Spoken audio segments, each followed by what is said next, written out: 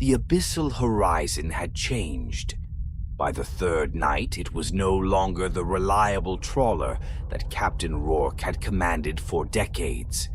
The ship's creaks and groans no longer felt like simple mechanical protests against the sea.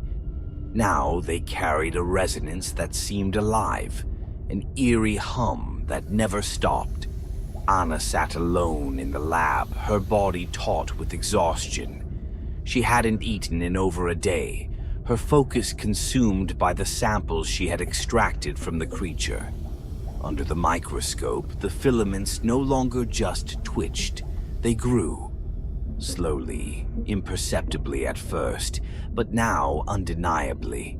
She had left the microscope running for an hour, and when she returned, the once harmless strand had spread across the slide, weaving a fine vascular network.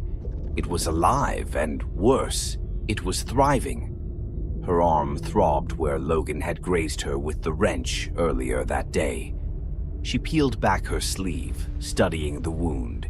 It had been shallow, a superficial scrape, nothing more. But now the surrounding skin had darkened, veins spiderwebbing outward from the gash. When she pressed her fingers against it, she swore she could feel something moving beneath her flesh. She clenched her jaw and yanked the sleeve back down. There was no time to worry about herself. Not now. In the engine room, Theo had become a man possessed. His hands worked feverishly over a control panel, his tools clanging in frantic bursts. Logan watched from the doorway, his face drawn and pale.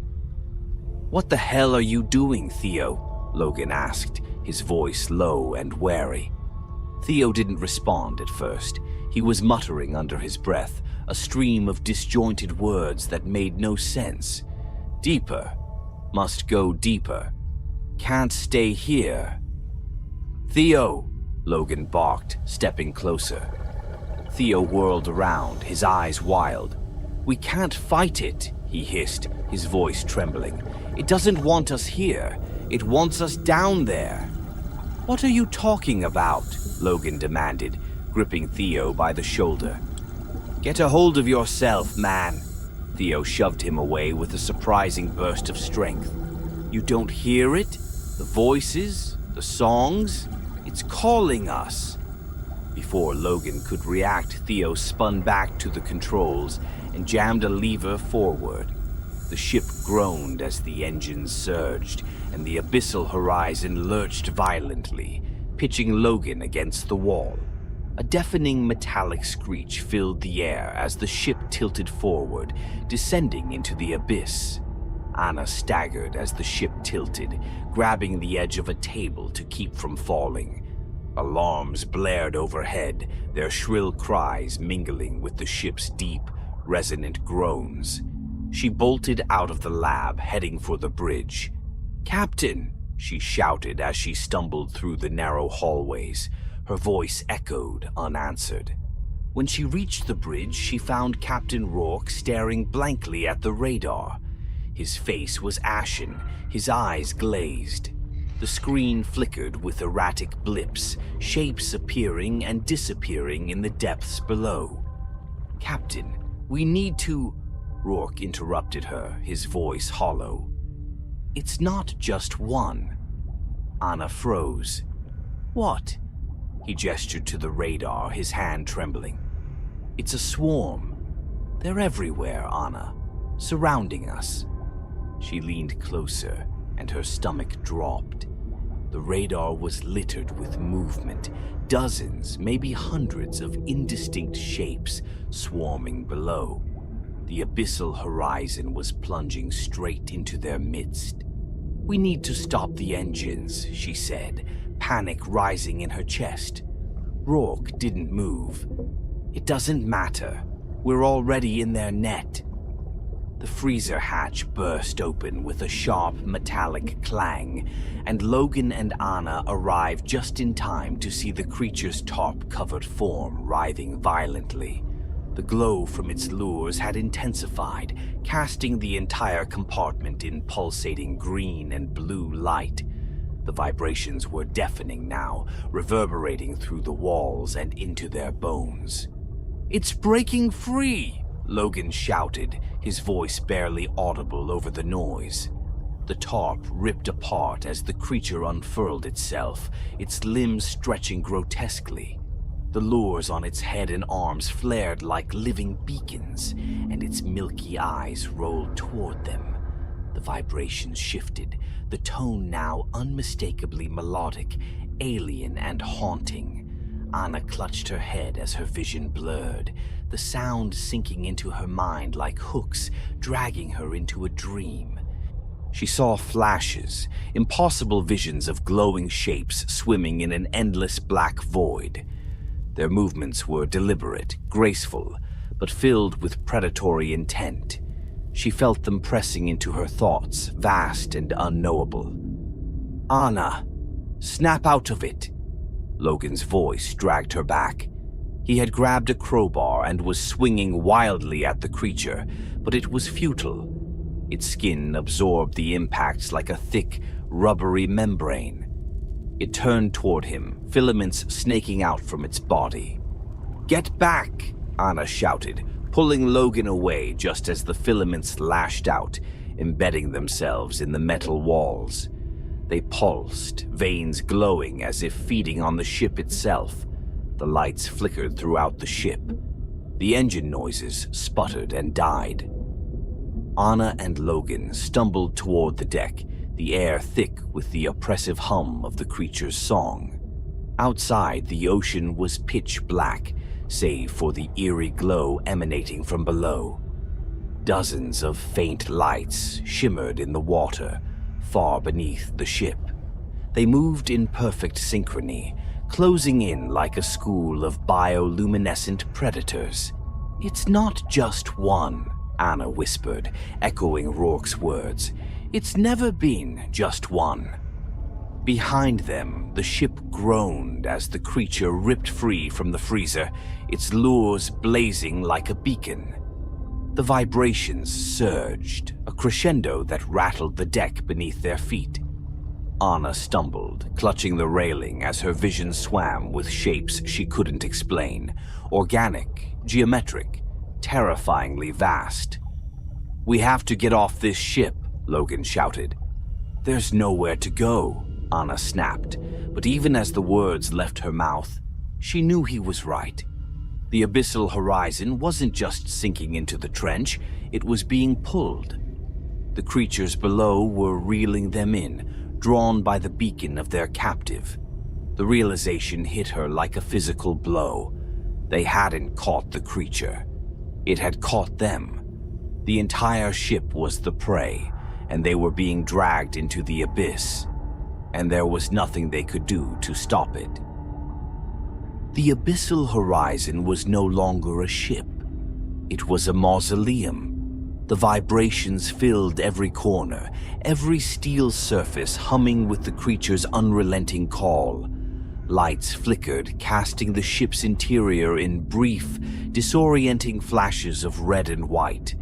The air stank of salt, rust, and something else, something organic and rotting. Anna staggered down the corridor, her breath ragged, the wound on her arm pulsating as if in rhythm with the lure's glow. Ahead of her, Captain Rourke's footsteps clanged on the metal grating. His once commanding stride was uneven now, each step faltering as though something unseen was pulling him forward. His muttered words were a garbled mix of names and gibberish, his hands trembling as he gripped the railing. "Captain, stop!" Anna shouted, her voice barely audible over the ship's groaning frame. She reached for him, but he spun to face her, his eyes hollow. "They've always been here," he said, his voice hoarse. "We've just never seen them before. Never gone deep enough." "Captain, we need to fight this," Anna pleaded, her desperation mounting. "We can still—" Rourke shook his head, a grim smile twisting his weathered face. "There's no fighting them. They're not predators. They're gods." He turned and continued down the corridor, vanishing into the dark. In the engine room, Theo's sabotage had reached its zenith. The ship was no longer moving under its own power. It was drifting, helpless, pulled by an unseen current. Anna found him hunched over a mass of exposed wiring, his body spasming. The lights cast strange shadows on his face, accentuating the dark veins spreading beneath his skin. His fingers moved mechanically, tearing and twisting wires as if controlled by something far beyond his will. "Theo," Anna whispered, horrified. He didn't respond. His eyes were wide, his lips moving soundlessly as though he were praying. Then his head snapped toward her, and for a moment she swore his pupils weren't human. They were black voids, twin abysses reflecting nothing. "You shouldn't have come," he rasped, his voice guttural and alien. His body convulsed, and he let out a strangled cry before collapsing. From his chest, something moved, a tendril of translucent filament, tipped with a faintly glowing orb, wriggled out and coiled against his lifeless body. Anna stumbled back, bile rising in her throat. On the deck, the abyss had come alive. The water around the ship glowed faintly, an unnatural light emanating from hundreds, no, thousands of lures. The creatures circled like sharks, their movements deliberate and synchronized. Their glowing appendages illuminated their forms, elongated, translucent bodies with limbs that ended in claw-like appendages. Their eyes glowed like dull embers, unblinking as they stared at the ship. Anna found Logan near the stern, his face pale, his hands gripping a flare gun like a lifeline. "They're waiting," he muttered, his voice trembling. "They're waiting for us to make the first move." "They don't need to wait," Anna replied. "We're already theirs." The ship groaned again, the sound deafening. The vibrations from the creatures intensified, the pulsing light of their lures now almost hypnotic. Logan turned to Anna, desperation etched into his features. "We can't let them take us. We have to—" His words cut off as something slammed into the ship. The impact threw Anna to the deck, her head striking the steel with a crack. Dazed, she struggled to her feet, her vision swimming. Logan was gone. "No," she murmured, staggering toward the railing. Below, she saw him thrashing in the water, the glow of the creatures surrounding him. Filaments shot out like harpoons, embedding in his flesh. His scream was brief, cut off as his body convulsed and was dragged into the depths. The water boiled with movement, and then he was gone. Anna backed away from the railing, trembling. The ship was dying, its metal shell creaking and buckling as the creature's vibrations reached a fever pitch. She stumbled toward the bridge, clutching her throbbing arm. The wound had worsened, her veins bulged black, the flesh around them slick and soft, as if decomposing from the inside. She found the emergency beacon and activated it, the small light blinking weakly.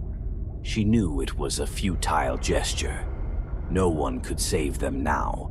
Still, she clung to the hope that someone might hear it, might understand what had happened to them, might learn to avoid this abyss.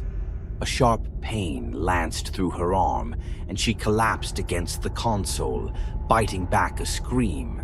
Her vision blurred as her flesh rippled unnaturally, filaments bursting through the skin like tiny living wires. They writhed, searching, as if reaching for something beyond her. The vibrations stopped. The silence was more terrifying than the noise. Anna turned, her body weak, her mind unraveling. The creature from the freezer had emerged onto the deck, its grotesque form illuminated by the faint glow of its lures.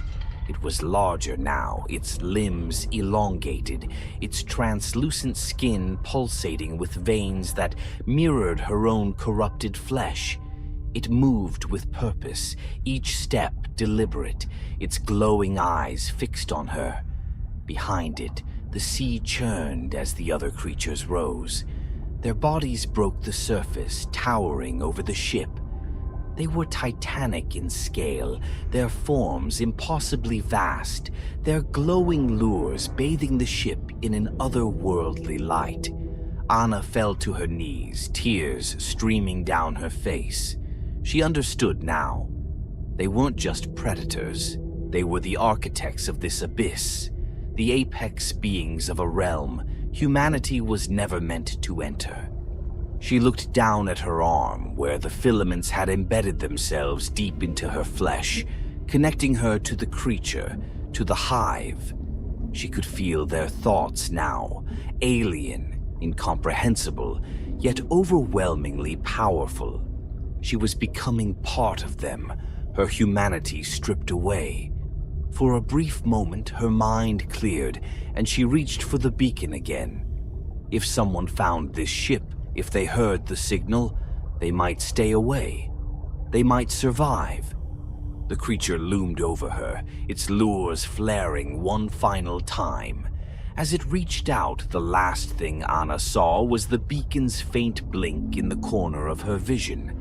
Far above, in the world of sunlight and safety, the emergency beacon pulsed on the surface of the endless ocean. A quiet, mechanical plea for help that would go unanswered. Deep below, the Abyssal Horizon vanished into the trench, swallowed by the glowing predators that ruled the darkness. And in the silence that followed, the ocean reclaimed its secret,